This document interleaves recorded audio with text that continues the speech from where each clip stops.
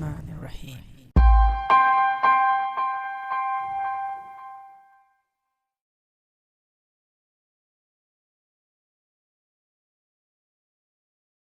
Assalamu alaikum and greetings, AliShanMao here, and welcome to more RC video reviews. Yes, getting back to aerial filming drone scenes with the FIMI X8 SE 2020 version aerial filming quadcopter, which is on pre-order for now. Lucky me, I have got myself the brand new FIMI X8 SE 2020 version. In this video, we are just going to unbox this quadcopter and going to talk about some of its features, key features, and what is different from the previous versions. So inside the box, the first thing that you see are the user manual and quick start guide.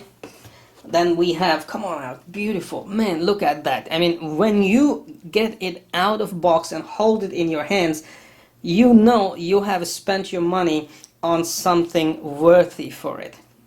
Nice and heavy, very nice build, really like a premium quality build right here by FIMI on this X8 SE. Metal plate down here, ultrasonic and vision positioning system, sensors down here. Again, I'm not sure why. I mean, this could be the best place for front obstacle avoidance system, but I don't know why FIMI is not getting into it. Gimbal is secure with a foam piece right here. We'll open it and take a quick look and take a detailed look at it later. But first, let's get back to the unboxing. Then we have a radio control. Now this is nice, man. It's nice and big, and sticks are right here, fits in my hands just perfect. There are two dials, one here, one camera control here, and this is exposure values control. Then you have two buttons back here, antennas, joysticks, and the sticks for the joysticks controls are right here in this radio control. Then you have auto return to home switch right here, auto takeoff, and you have a 5-way little joystick for other features control, which is by default you can assign them, and you can quickly control using this on off switch and battery indicator. And obviously it opens to fit almost an iPad. I believe you can easily fit on this, or a big tablet. And then you have two USB ports right here, one for charging and one for connecting to your Android or iOS devices. Battery charger. Then we have 6 propellers. So these are basically pair 1, 2, 3, 4, 5, 6. So last we have given 3 USB cables. There's an iOS cable, there is a type C USB cable, and a mini USB cable. Alright, after unfolding, the quadcopter is of this dimension. Obviously you can see the dimensions on the sales pages for this quadcopter and all the other specs. Battery is a 4500 milliamp 11.4 volt battery, and basically you can get any 2018-2019 version batteries to fit this quadcopter. You don't have to have a 2020 version, so I believe battery does not have any change right here. On the right side of the quadcopter, under this plastic cover, you can insert a TF card, so you can record 4K ultra high definition videos directly on this. You also have a USB port, and you have this little switch which you can move left or right, and it actually changes Wi-Fi and RC. The mechanical 3-axis handheld stabilized gimbal is set on a frame which is vibration damped using these plastic balls. I see 6 of them. Very nice. I'm not expecting any kind of vibration to the gimbal watching that. The video quality and picture quality, obviously we're going to find out very soon once we start flying. I've also downloaded the FIMI Navy 2020 app on my Android, because at the moment I'm looking for iPad. I haven't found one, I haven't bought one. until I find until I locate and buy one. I'll fly with my Android phone, and I won't be able to test certain features. I've been talking to the factory guys, and I've been told that in Android app version, some of the features are not added but coming very soon because they're under testing. Those are live broadcast, zoom, and panoramic features. Also optimized features like shooting IQ. There's I believe the AI based shooting mode. Super night view. Man, I need that because I really want to fly it at night. I want to get a video of my city day and night. Certain areas of my city I want to fly day and night to have a very nice comparison. And also smart follow is not working with Android versions, which I was planning to use, making it follow my motorbike. That could have been cool. So these are basically for the Android version of FIMI Navy 2020 app, but in iOS everything is working perfectly, and that is why I'm looking for an iPad mini. So let's go with the features update.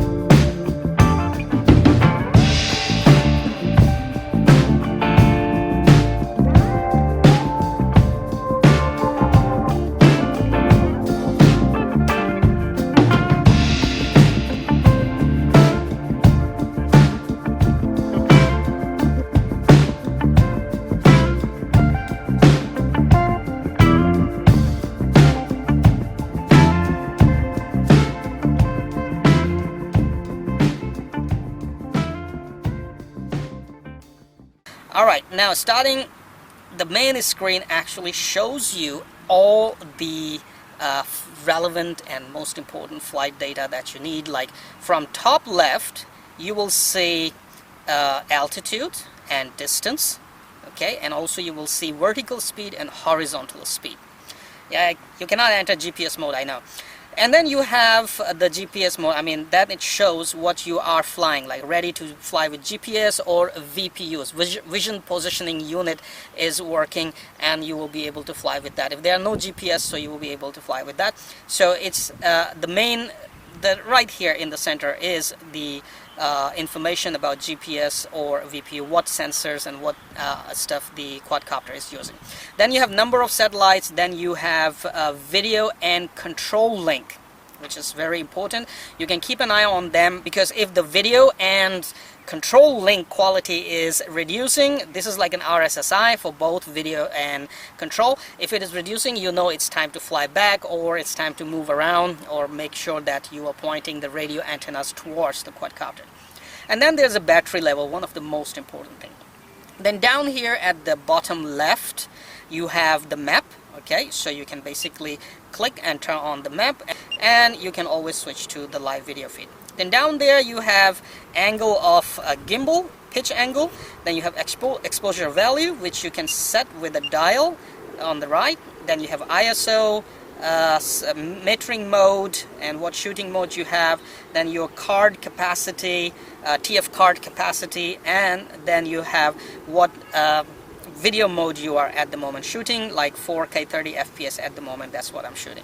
Then at the right side, this bar has settings for your video and pictures, and format the TF card. So if you click this, you have your photo settings. At the moment it's auto. You can also go manual and select the shutter and ISO and exposure values, or just keep it auto. Then you can go to the video, where you have video mode, okay, HDR, lapse. So I'll just like switch to HDR. So that's that. Then you have video size, where you have all these video size, 4K, 2.7K, 1080p, etc, etc. Then you have video quality, which is medium, high, and normal. Okay, then you have white balance, which is auto, metering mode, color, and video encoding. Alright, so if you record in H.265, you can get the same quality video with a smaller video file. And then you have settings here, which is grid lines and SD card status, format SD card, and reset camera parameters.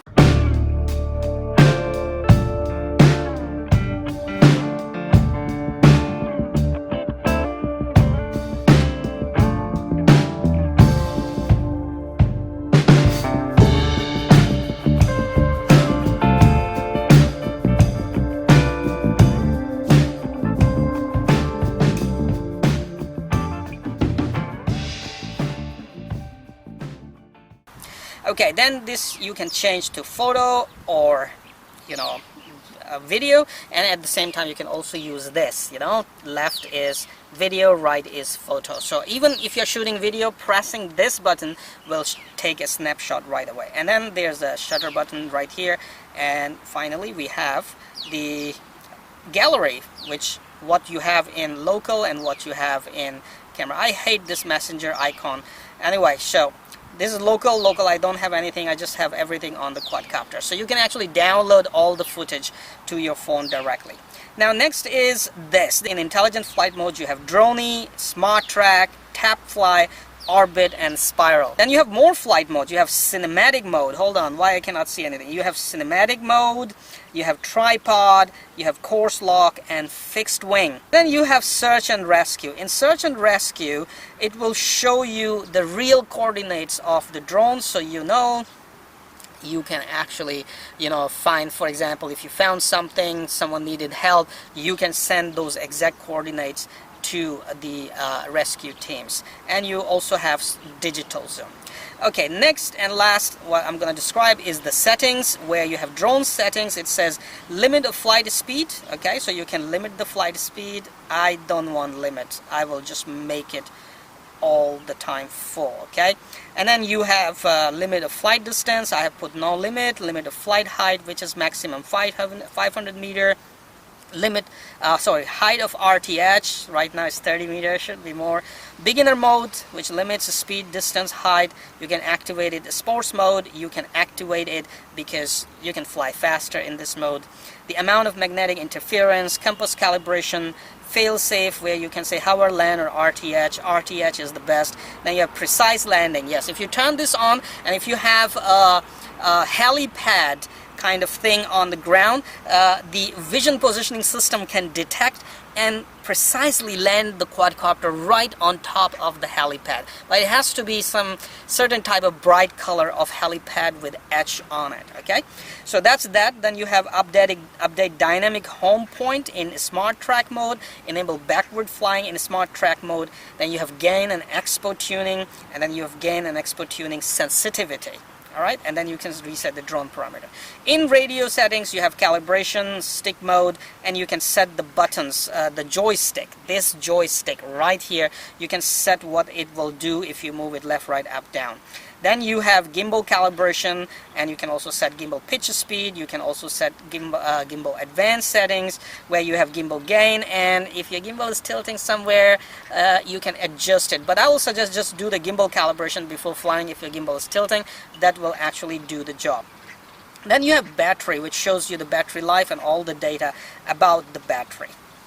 And you can also turn on RTH when battery is only enough for RTH, LAN when battery is only enough for LAN. And then finally you have flight records, you have map, where you can select standard or satellite. You have map choice, Google Map or AMAP. Google Map doesn't work in China, so I'm using AMAP. Then you have unit, firmware update, maintenance mode, where you have drone body sensor. You can see all the sensor data here. You can check IMU. You have gimbal sensors. You can see all the gimbal sensor data. And you have your flight logs that you can upload to the server, or you can basically download from a folder in the TF card for later use. So this was the app. For now, I have got many good videos flying just manually. It is an amazing quadcopter. For now, I have recorded tons of footage flying just manually using the radio controls and the stick. No intelligent flight modes used, and those are amazing nice footage, aerial footage. So I'm gonna actually edit that all in one so you can see the beautiful Chuzhou city.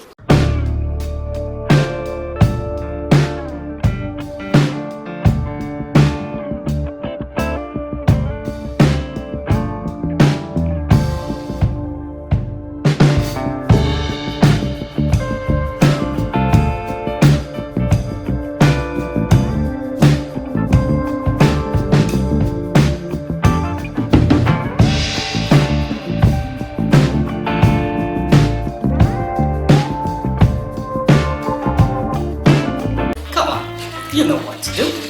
Hit that like button. It's right there. I know you can do it. Oh, while you're at it, also hit the subscribe button. Right there. Come on, don't be shy, just hit it. Thank you very much for all your support towards my work, that I post regular and fresh content on my channel just for you.